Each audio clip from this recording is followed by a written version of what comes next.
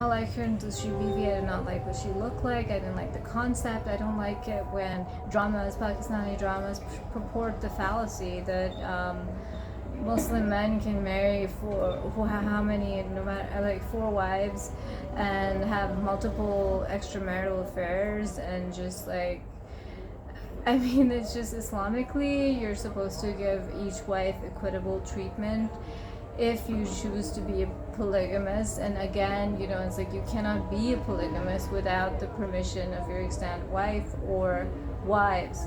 So it's just a little absurd to me, that concept. Even in Bismil, we're constantly being told by Titi that this is a Muslim man's right to commit bigamy behind his extant wife's back. That is just completely untrue.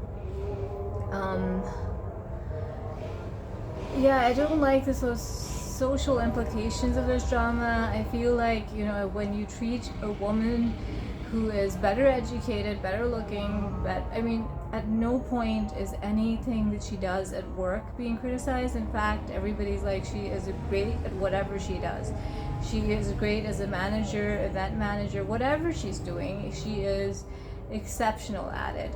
Just like she was exceptional at school, at college, she went to the best schools in the country. She went and she studied at the best institutions in the country, and she did exceptionally well wherever she studied. And she is supposed to be this beautiful, intelligent, amazing woman who is really, really good at whatever she does. So the idea that she's an larki is just disgusting. And and treating her like a maid, you don't treat even Mr. Belvedere, I'm sure, is very well schooled, and he's a butler. He's not a manservant. I mean, he administers other, he administers servants. Like, he runs the household. He's like a male housekeeper, but it's like the housekeeper is not considered to be a masi or a jimidarni. And the idea that we have Filipinos housekeepers in Karachi, and yes, I mean, of course, you don't call her a larki. Nobody in their right mind would call a Filipino housekeeper an a larki. It's just like the weirdest thing that they've shown in this drama. It just doesn't make any sense. And but yes, she's supposed to be better educated than Raham. She's supposed to be better educated than Musa or Musi or whatever his name is. She's supposed to be very competent. There is a connection with the Betty Broderick case, but it's very loose because Linda Kolkina, or Dan Broderick's second wife, she was not qualified at all. She was having affairs with multiple men before she met Dan when she was 21, and she was fired from, she was a stewardess before, she was an air hostess right after high school. She was working as an air hostess, and she was fired because of conduct unbecoming of a Delta airline worker or something, or employee or something. It's just the point is that it made sense for Betty to be insulted that this woman who barely had a high school degree was her replacement. That her husband, who she worked so hard to put through law school, her husband was a doctor when she married him. And before he was a doctor, she helped him become a doctor. She helped him study. He got her pregnant over and over and over again. And she had multiple miscarriages. She had 5 kids and multiple miscarriages. She was almost always pregnant throughout her 20s and 30s. So, and her husband Dan started calling her overweight and old. And here in Bismil, what we see is that the wife and the son are calling Titi old and overweight and unattractive and unmarriageable. Like, oh, you can't do better than my mother. You can't get a girl better. it's like they're almost like, it's like they're daring him to marry another woman. It's almost like, yeah, and he's like, challenge accepted, you know?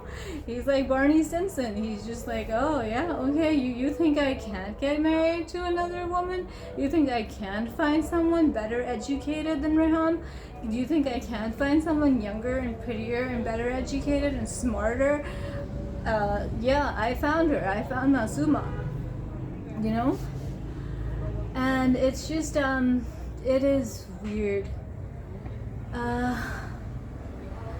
The outburst doesn't make any sense. I mean, all around the world, when you have event managers, you have people picking up clothes, you have the person picking up clothes is allowed to try the clothes on, especially if that person has roughly the same measurements, and they're supposed to try the clothes on, in fact, because it's like to make sure the fit is good, because otherwise, I mean, you pick up clothes and they don't fit you properly, that's not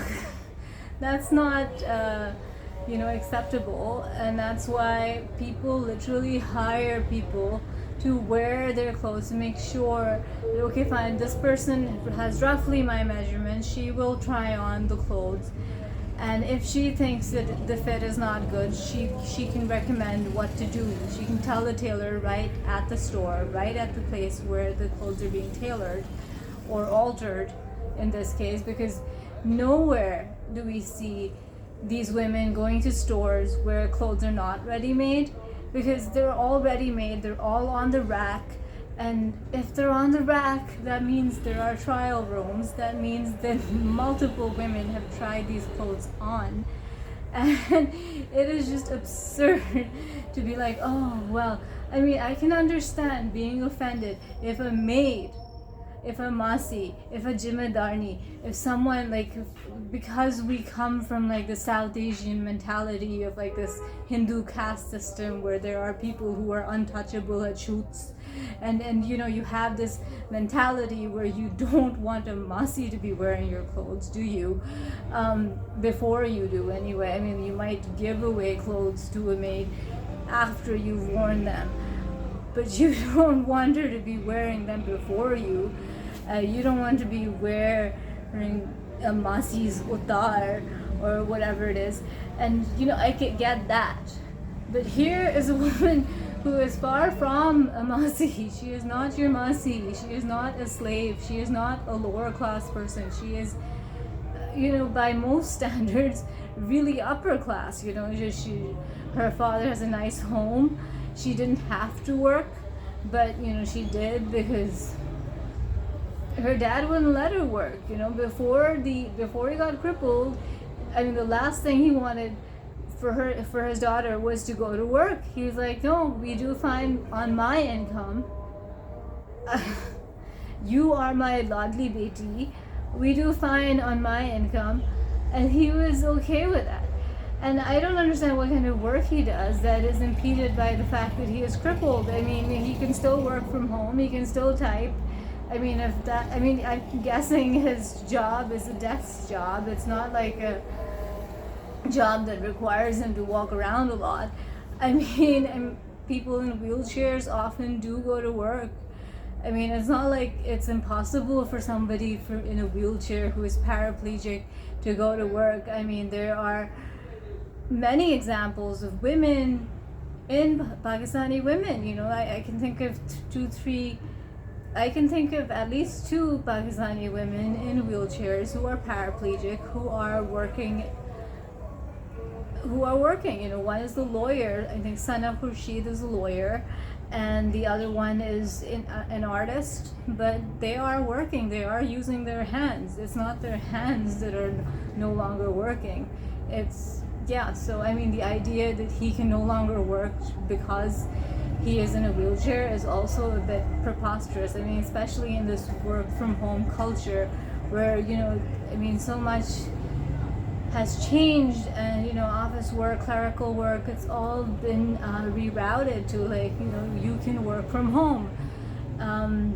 The idea that now he's rendered obsolete, now he's forced to retire because he is now crippled, because of this reckless idiot named Musa, whatever his name is. I mean, what's he doing? Like, no, it wasn't an accident. He was very emphatically talking to Haris on the phone, and then he crashed his car right outside Mr. Siddiqui's house, and he ran Mr. Siddiqui over, and it's just like, oh, and his mother's like, oh, it was an accident.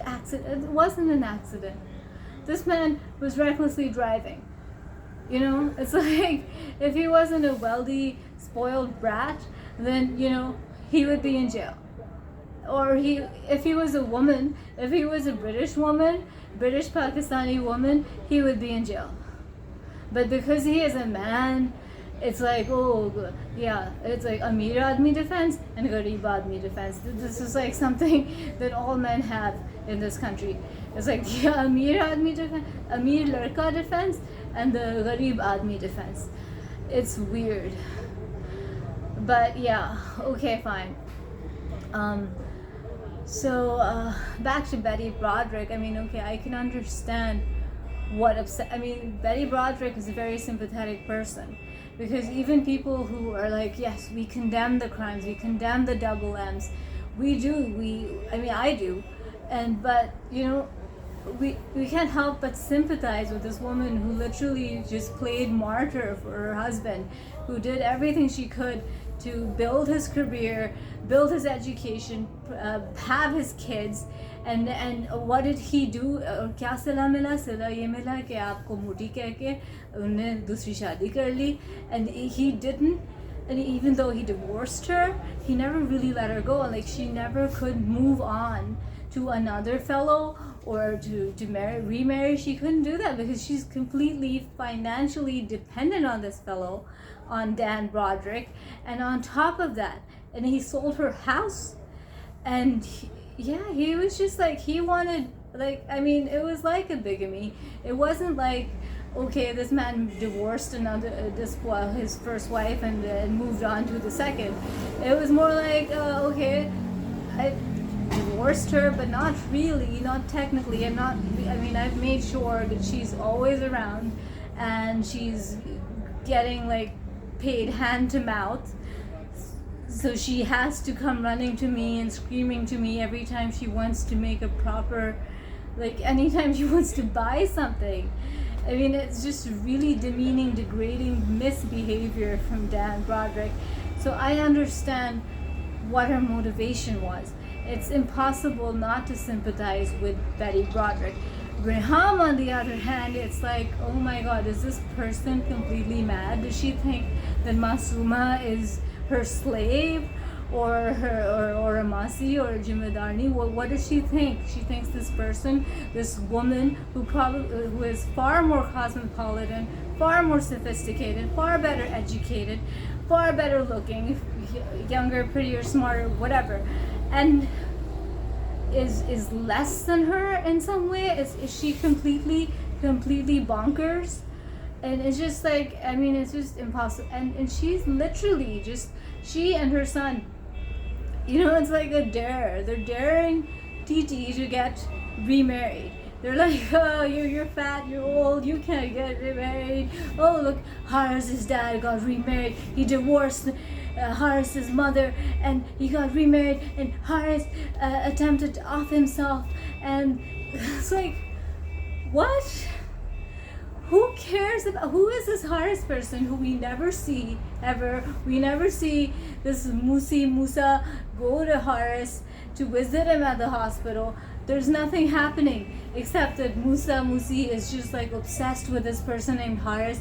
He literally ran over Mr. Siddiqi because he was on the phone about Haris, something about Haris. It's just like, it's, oh my God, it's like maybe he should be marrying Haris and not the woman that he's supposedly marrying. It's just like, but either way, the cultural implications here are that maids and anyone from the lower class women are going to be like, oh, I'm the same as Masooma. I'm as equivalent to this woman who went to the best schools in the country.